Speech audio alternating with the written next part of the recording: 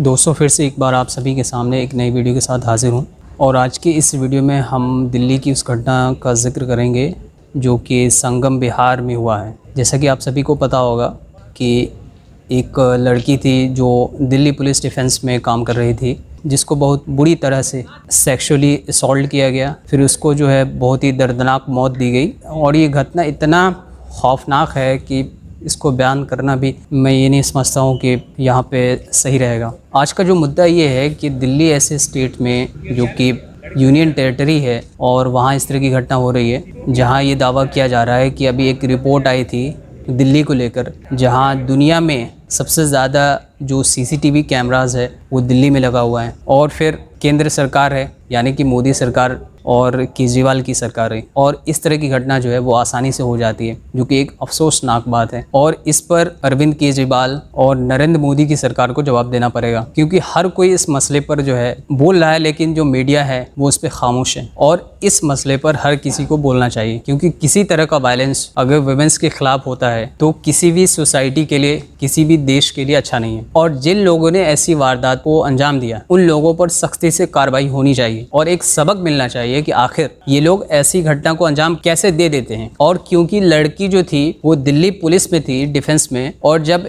एक दिल्ली पुलिस के एम्प्लॉय के साथ अगर इस तरह की घटना होती है, ये तो एक क्वेश्चन मार्क हो गया। अरविंद केजरीवाल बड़ी बड़ी दावे कर रहे हैं, नरेंद्र मोदी की सरकार भी काफ़ी बड़ी बड़ी दावे करते हैं कि बेटी पढ़ाओ बेटी बचाओ, लेकिन जब ऐसी घटना हम देखते हैं तो हर कोई इसको देखकर जो है बहुत परेशान हो जाता है। और ये घटना ऐसी है कि जब तक इस पर कोई बड़ा एक्शन या कोई ऐसा कानून नहीं बनाया गया तब तक ऐसी घटना रुक नहीं सकती। दूसरा ये कि जिस तरह नरेंद्र मोदी की सरकार 2014 से अब तक जिस तरह का उन्होंने एनवायरनमेंट क्रिएट किया है, उसमें सबसे ज़्यादा जो है महिलाओं को और लड़कियों को बहुत ज़्यादा खतरा है। और इन सभी के दावे जो है वो बेसलेस हैं। इस्लाम में तो ऐसी घटना पर डायरेक्ट डेथ होना चाहिए। हमारे यहाँ तो ये तालीम दी जाती है कि अगर कोई फीमेल बिना क्लोथ्स में भी हो या कितनी भी बुरी क्यों ना हो, उसको टच करने की तो दूर की बात है, कोई उसे नजर उठाकर भी नहीं देख सकता। और सबसे अफसोस की बात यह है कि मीडिया और वो लोग जो अफगानिस्तान की बात करते हैं, अभी लगातार अफगानिस्तान के मसले पर बस तालिबान को जो है विमेन पे जाके अटका दिया है कि तालिबान औरतों के साथ बुरा कर रहा है अफगानिस्तान में। लेकिन भारत में क्या हो रहा है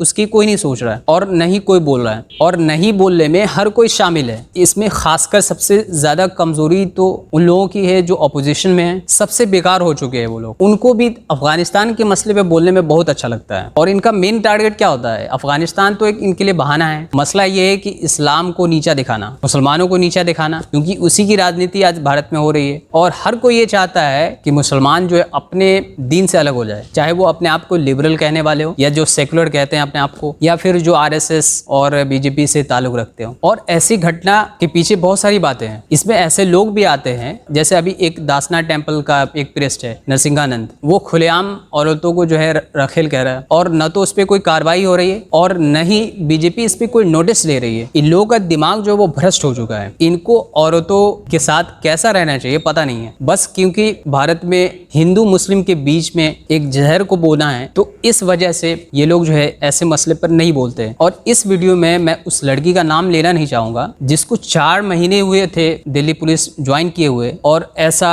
घटना उसके साथ हो गया। जब एक दिल्ली पुलिस की एक लेडी को प्रोटेक्शन नहीं मिल सकता तो आम लोगों के लिए तो बहुत मुश्किल है। इस पर मेरा सीधा सवाल केजरीवाल और भारतीय जनता पार्टी यानी कि जो मोदी गवर्नमेंट है उन सभी से है कि आखिर इस तरह की घटना क्यों हो रही है और क्यों नहीं बड़े पैमाने पर सरकार इस पे काम कर रही है। आखिर भारत का मुद्दा कहाँ चला गया? तालिबान का मुद्दा इनको दिख रहा है, अफगानिस्तान का मुद्दा इनको दिख रहा है, लेकिन कश्मीर से लेकर पूरे हिंदुस्तान के अंदर क्या हो रहा है वो नहीं दिखता है। कुछ दिन पहले हमने देखा था, एक रिपोर्ट आई थी जिसमें विमेन के लिए सबसे डेंजरस कंट्री में इंडिया का नाम था। लास्ट में बस इतना ही कि सरकार से मेरी अपील यही है कि जो कोई भी इसके पीछे है उस पर कड़ा एक्शन होना चाहिए और उस लड़की को जो है इंसाफ मिलना चाहिए।